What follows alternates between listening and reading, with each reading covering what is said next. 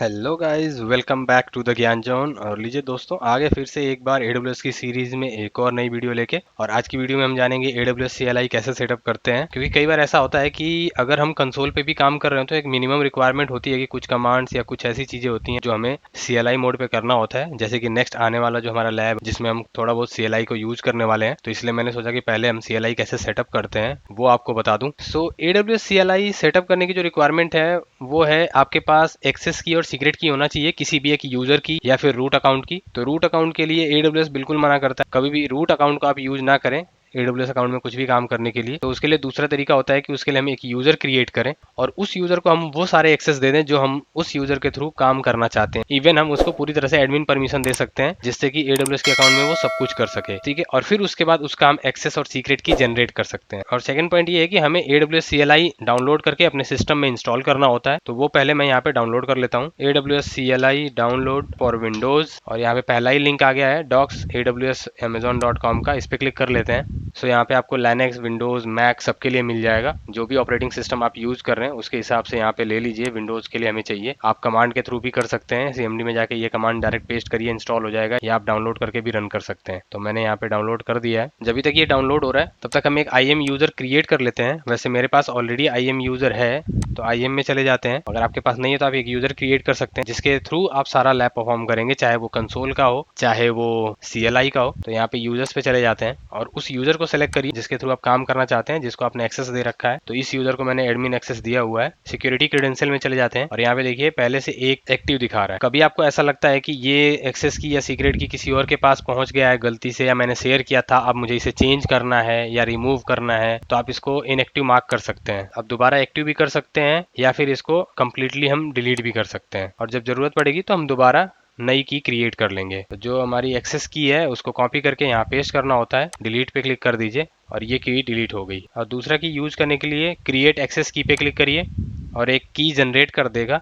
और इसका जो एक्सेस की और सीक्रेट की होता है वो एक ही बार दिखता है यहाँ पे। तो इसीलिए AWS सजेस्ट करता है कि आप इसकी फाइल डाउनलोड करिए, क्योंकि इसका जो सीक्रेट की है वो एक बार ही दिखेगा। तो आप इसको डाउनलोड करके रख लीजिए। अभी हम क्या कर रहे हैं, इसको कॉपी कर रहे हैं और इधर नोटपैड में पेस्ट कर लेते हैं, क्योंकि मैं अभी इसको हटा भी दूंगा यूज करने के बाद। अगर रूट के लिए आपको क्रिएट करना है तो अपने अकाउंट पे क्लिक करिए, सिक्योरिटी क्रेडेंशियल पे क्लिक करिए, यहाँ पे एक्सेस कीज पे क्लिक करिए और यहाँ से आप एक्सेस की क्रिएट कर सकते हैं अपने रूट यूजर के लिए। हम रूट के लिए नहीं क्रिएट कर रहे हैं, हमने एक यूजर क्रिएट किया है और उस यूजर के लिए हमने एक्सेस की क्रिएट कर लिया है। अब AWS CLI का जो सेटअप डाउनलोड हुआ है उस पर क्लिक करते हैं और नेक्स्ट नेक्स्ट करके इसको इंस्टॉल कर लेते हैं। इंस्टॉल होने के बाद हमें CMD ओपन करना है और यहाँ पे कमांड डालना है AWS configure। इसके बाद आपसे ये एक्सेस की मांगेगा, तो यहाँ से हम एक्सेस की कॉपी करेंगे और राइट क्लिक करेंगे और ये पेस्ट हो जाएगा। जब आप पहली बार कर रहे होंगे तो ये चीज़ आपके पास नहीं आएगी, क्योंकि मैं पहले कर चुका हूँ तो मेरी पुरानी एक्सेस की इसके अंदर सेव है, तो वो उसे बाय डिफ़ॉल्ट उठा रहा है। सो हमने अपनी नई एक्सेस की एंटर कर दी है, एंटर करते हैं और फिर उसके बाद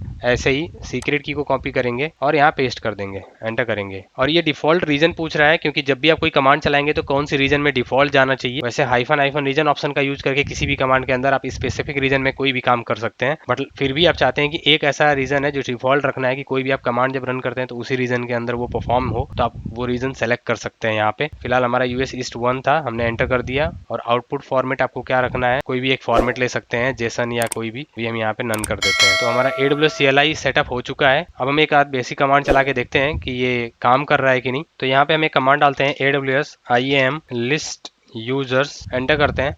तो IAM के जो भी यूजर्स होंगे वो आपको यहाँ पे लिस्ट हो जाएंगे। तो देखिए 3 यूजर यहाँ पे दिख रहे हैं यूजर्स के अंदर, Demo02, डेमो यूजर एंड ऋषि, और कुछ और डिटेल्स है जो यहाँ पे दिख रही है। इसी तरीके से आप S3 देखना चाहते हैं तो AWS S3 LS करके एंटर कर सकते हैं, जिससे आपको S3 बकेट्स अगर क्रिएटेड होंगी तो वो दिख जाएंगी। इसी तरीके से EC2 सिक्योरिटी ग्रुप्स के बारे में जानना है तो EC2 डिस्क्राइब सिक्योरिटी ग्रुप आप एंटर करिए और आपको सिक्योरिटी ग्रुप्स की लिस्ट दिख जाएगी। तो ये डिफॉल्ट सिक्योरिटी ग्रुप है। तो ये पूरी डिटेल्स दिखा रहा है क्या क्या प्रोटोकॉल्स अलाउड हैं, किस IP के लिए या CIDR के लिए अलाउड है। तो इस तरीके से हम AWS CLI का यूज करके वो सारे काम कर सकते हैं जो हम कंसोल पे करते हैं। तो ये हमने बहुत बेसिक देखा कि हम AWS CLI को सेटअप कैसे करते हैं। सो फ्यूचर टॉपिक्स में हम AWS CLI के थ्रू काफी सारे काम करके भी देखेंगे, सेटअप करके देखेंगे AWS के अंदर। बट अभी मुझे सिर्फ आपको AWS CLI कैसे सेटअप करते हैं वो दिखाना था। तो आज की वीडियो के लिए बस इतना ही। मिलते हैं नेक्स्ट पार्ट में फिर से एक और मजेदार टॉपिक के साथ। तब तक के लिए आप अपना ध्यान रखिए, फैमिली का ध्यान रखिए। Bye bye and take care.